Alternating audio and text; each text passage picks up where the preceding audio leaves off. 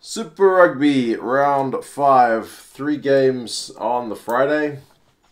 One in New Zealand, one in Australia, one in South Africa. All of them started off with a bit of a moment of silence. I guess to send some condolences down to people in Christchurch affected by that incident down there. That's pretty horrendous stuff. It's a weird one being from New Zealand because nothing really happens in New Zealand. It's a quiet country and we always think we're kind of away from all of the goings on of the world, but man, this happened and it's pretty depressing stuff. But so a good thing about rugby, I guess, is it's a rugby union. We talk about it being a union. It's kind of everybody connected. It's for people of all colours, ages, races, just whatever. It's a very inclusive game, at least from where I see it. So yeah, Chiefs against Hurricanes.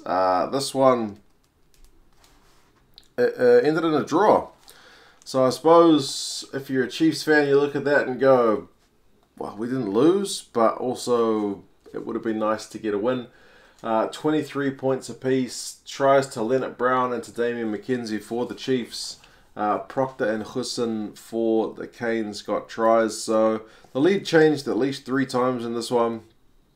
Anton Leonard Brown, he charged down Tia for that first try. And it was an interesting one because the Canes had a few chances to score tries in response, but didn't take them until about the 3rd chance.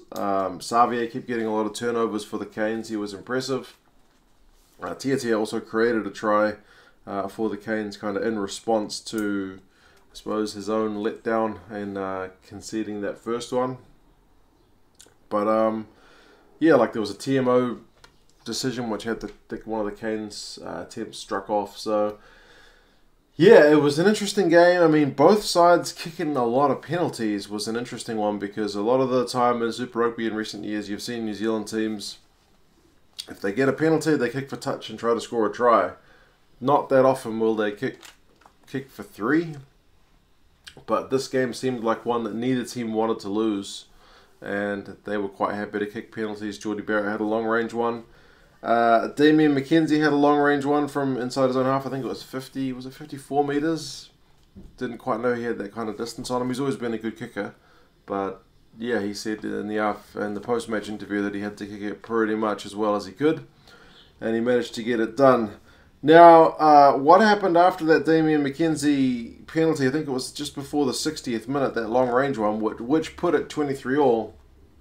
I'm not actually that sure because I looked after the kids on Friday because my parents, who usually babysit on a Friday for us, are in Australia, so I had to look after the kids. And I was knackered, and I laid down on the couch watching the game, and I got into a position I thought, this is pretty comfortable, I might fall asleep. Sure enough, I fell straight asleep, so I missed the final 20 minutes of the game. I woke up, and my wife told me, yeah, it finished 23 apiece, so I didn't miss any scoring. I'm not sure who had the better of those 20 odd minutes at the end, but yeah, it felt a bit silly, although interesting that there were no points scored in that kind of final quarter. So yeah, the Chiefs scrum looked good. I suppose it's nice to see D-Mac at fullback for a change. How that goes going forward will be an interesting one, especially once Debrasini comes right. Looks like we might get to see more of Geordie on the right wing for a while. I mean, they tried that kind of cross kick to him. One of the ones that Barrett, his brother, kicked towards him was just kind of a fluffed kick. So yeah, either way, I guess both sides are not too disappointed or not too happy with that one. Nobody really wants to get a draw, but I suppose when you're in the position the Chiefs have been in, you take that, and they did look better. So if nothing else, you kind of take that. Canes have had a poor record in Hamilton, so I suppose a draw is more than what they usually walk away with, so you kind of take that. The next one, and I did stay awake for this one, the Brumbies against the Waratahs. That power nap must have helped out. The Brumbies have got it done, 19 points to 13. 2 tries to Folau Fainga and also a penalty try, which probably would have been his hat-trick try if they'd managed to get over the line, but the Waratahs brought a maul down. So it was maul, maul, maul. And for the Waratahs, it was Hooper and Newsom getting on the board. Hooper's try was kind of like Leonard Brown's one, and it was a bit of an opportunist one. So Bernard Foley was taking a kick at a goal for a penalty. He managed to hit the posts, and somehow Hooper managed to be the first man to the ball and managed to evade tacklers to dot it down. Foley missed the kick and hit the post again. So it was 5-0 to the Waratahs. Fainga got his try, first one, and then second one made it kind of 12-5. Kepu got a yellow card late in the first half. Brumbies not able to score any points during that 10-minute period. And they had a second yellow card in the second half, did the Waratahs. Harry Johnson-Holmes was yellow carded, and all the scoring that took place during that yellow card was the Tars getting a penalty. 3-0 over 20 minutes to the team with a man down. Oh, if I was a Brumbies fan, I'd be pretty concerned about that. The fact that when they had the man advantage, they actually looked a bit more under pressure. I'm not sure what that says about the Tars or what it says about the Brumbies. I seem to remember in the Brumbies game against the Crusaders last year, there were yellow cards and it was messy. Some teams just don't have that killer instinct to put a team away when they've got the man advantage, and that looks to be the Brumbies at the moment. Especially when it was a forward down, both of them props that got yellow carded, although they tended, when a scrum happened, they pulled off one of their wingers. So either way, the Brumbies should have been able to find some space or take advantage. Just not able to get that done, although I suppose they're not going to care. At the end of the day, they still managed to get a win, which the fact that they were at 1 win and 3 losses, and it looked like perhaps the Rebels and the Tars were going to run away with the top of the Australian Conference. It's a very much needed win. They deny the Waratahs like another step ahead, so the Waratahs record evens out, 2 wins and 2 losses. And I suppose this puts a bit of pressure on the Sunwolves if they are going to do anything. That might sound like a funny thing for some people, but their results haven't been that bad apart from that first round. If they're going to do anything, they really need to get a win, because now the Brumbies are taking a step closer to those leading teams. If the Rebels drop points in South Africa, there is a chance for teams like the Brumbies and the Sunwolves to do a bit of catching up. And the Reds just need to get off the ground. So, yeah, plenty of incentive for those trailing teams. I should mention Newsom's try was from a pretty nice little Israel Folau offload. So the game did have its moments for the fact that, even though it had 1 try from a back, and the rest were from mauls and from Hooper with a bit of opportunism. Disappointingly for the Brumbies, Valentini went off after 52 minutes. He looks like he might have had another injury, which is disappointing. Hopefully it's nothing too serious. I haven't read the reports this morning. Although Lockie McCaffrey in their back row was just everywhere. He was putting kicks through, doing everything. So seems like without Pocock, the Brumbies do better. I don't know what's the deal. But yeah, they certainly got a good win.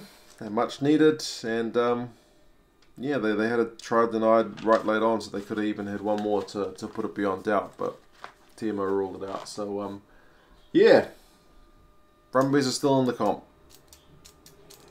Good news for those guys. Last one, which I just finished watching this morning, the Stormers, who a lot of people had written off up until this game, even though they're in the positive record. They were saying Stormers only won because of dodgy refereeing decisions. They've only scored 2 tries in the whole comp. They're going to do terrible. Well, they've taken another step forward with a big bonus point win over the Jaguars, 35 points to 8. The Jaguars got the scoring underway with a try to Delgi, made it 5-zip. But then, pretty much in terms of tries anyway, it was just all Stormers. Dan Duplessis, Khaleesi, Herschel Yankees, and Phillips. Is it just me, or is the pronunciation of Yankees slightly different when it's a guy from Cape Town? Or at least playing for the Stormers. I swear they were calling him like a Yankees or something. Is there a different pronunciation depending on where you're from in South Africa?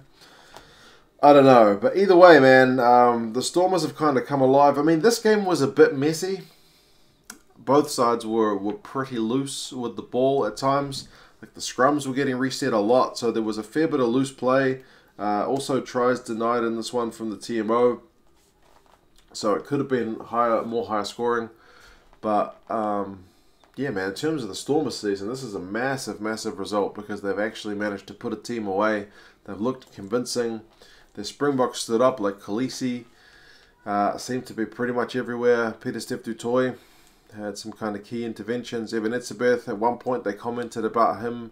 He looked like he had a bit of an eye injury, and Jean de Villiers mentioned him like getting his makeup sorted.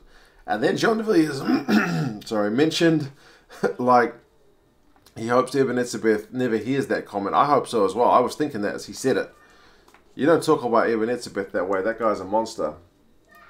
But yeah, I mean, the Stormers had enough ball. The Jaguars had their chances. They certainly racked up the run meters, but just errors. Like I said, TMO denying it. They just weren't able to kind of get that cohesion.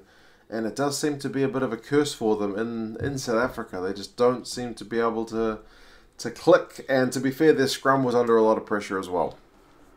The curse of that Pumas and now Jaguars scrum being at least a liability is continuing because it's a scrum with some Springboks in it for the Stormers, and they were certainly inflicting some pain on the Jaguars guys. So I mean, it's not like they didn't have their moments. Like Petty had a really good line break for the Jaguars, but they weren't able to convert. Yeah, 35-8. It's pretty convincing, and if you're a Stormers fan, you'd have to be pretty happy with that. They are definitely in it to win it with the South African Conference this year. Although, as we look on to future fixtures, the Stormers have got the Hurricanes away next, and it's their trip to Australia and New Zealand early last season, which seemed to kill their season. Hopefully now that they've got their season off to a bit of a decent start, they'll actually be able to tour a bit better. But, yeah, Hurricanes away is not going to be easy. The Jaguars are on the bye, and sometimes you feel like a team could use a bye. The Jaguars are at that moment right now. They really could use a bye after two pretty poor performances in South Africa. They need to refresh and rebuild. For the Brumbies, they've got the Reds away, so that's another important game for them. If they are going to threaten in the Australian Conference, the Waratahs host the Crusaders. Waratahs did push the Crusaders tight kind of last season in Christchurch, so maybe they've got a knack for playing the Crusaders, but that seems like a tough game. The Chiefs have got the Bulls away, so their season doesn't get any easier. Still winless, but off to South Africa now, and the Bulls have been in good form. And like I said, the Canes host the Stormers. So, yeah, still plenty of interesting action to come. Still got 3 games for this Saturday, so they should be interesting. You guys let me know your thoughts on these games. If you watched that Chiefs and Hurricanes game, let me know what happened in those last 20 minutes when I was slumbering away. But yeah, you guys let me know your thoughts, and I'll talk to you again soon. See you later.